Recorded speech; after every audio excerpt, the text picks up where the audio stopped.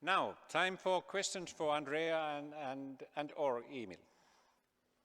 Maybe you start answering first of all. How do you see your role as a key role as an influencer for wood construction in future? What can you do more? Well, I believe it's a positive communication, and also what we are doing is like we are going through schools, elementary schools, and we are making these wood magic days so that we bring the wood as a material to the kids already, who can also be developing their future career based on what they learned in school by one technical day, so in the Primorska region where we are coming from, for this year we implemented 12, I think, and then the best kids from school, they're coming and they spend the day with us, and so we are trying to also have a lot of these kind of activities. And then on a policy level, definitely we need to be part of different groups, and Slovenia being so small, everyone knowing us, I would say we have a good chance to be part of the main core groups or developing strategic documents where we can be influencing it. As a researcher, just continue to state the facts, to continue to say that participate in the public debate in order to help shape society and help inform the right decisions. Yeah. So, okay, thanks. Yep, please. Thank you. My name is Petri Heino. I'm working here in Finland at the Ministry of the Environment, Director of the Wood Building Program. Thank you very much for really good presentations. One comment, especially to the Danish one, is, or for all of us, that it's all about living. It's where you are living, what kind of a house, or working in what kind of an environment you are working.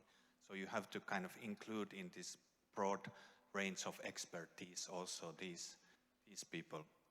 But general comment now of how do you see this? There is a huge challenge to change the building industry in Europe.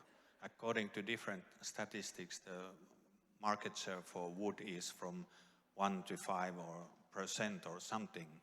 So the opposition and the kind of counterparts, they are huge. How do you live with that?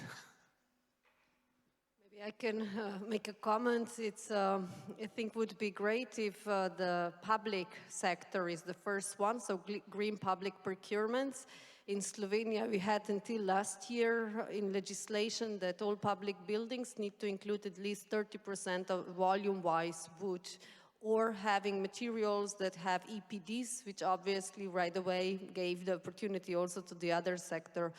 But currently we are in debate, especially in terms of like the climate change and how we can actually make something measurable, that we would in the green building actually have like the public building that would be built with these green public procurement rules. Wood first, it's something that in Canada is very well established, so which I like is that, well, first is wood and then tell us why it cannot be wood, and I think there is opportunity for us. Yeah, I think somehow it also starts with the public and with the politicians. So they need to be informed, both the politicians, they need to be informed what the potential is, because in Denmark we just had the new government that have this ambition to lower the carbon footprint by 70% by 2030. 2030? Yeah, it was. That takes a lot. So all the sectors need to improve, and their wood has huge benefits. So they need to be aware, the public needs to be aware that it's a safe, good material to build with. I mean, so really just dissemination of knowledge.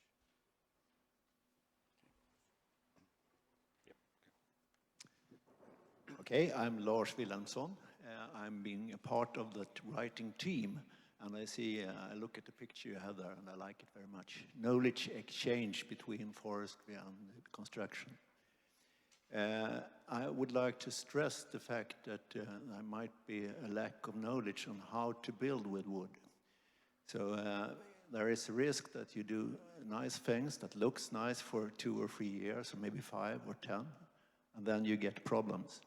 So learning about the material itself and also how to build with it, that's very important. Yeah. Comments?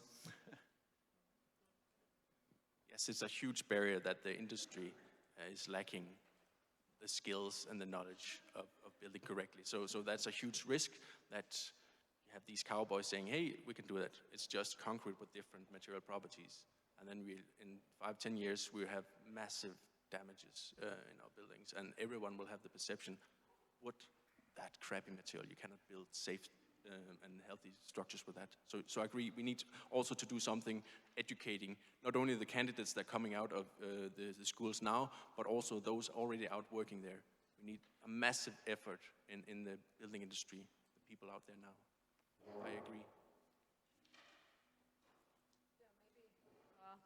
So what I will again share my experience, which is that we have an association of wooden house manufacturers, and they actually prepare technical guidance for high quality wooden constructions, and we are debating how we should be now communicating this to the society, that it wouldn't happen, which is happening, that the small businesses that don't have the history of the bad examples, you know, they wouldn't be constructing the wood with wood in an inappropriate way, because those negative actually commercials at the end, they're harming us most. So how to actually be communicating the label, this is done in a proper way. We are in developing of this, and hopefully in a year or 2 we can share with you the best practice. Okay, very good. Thank you very much, Andrea and Emil.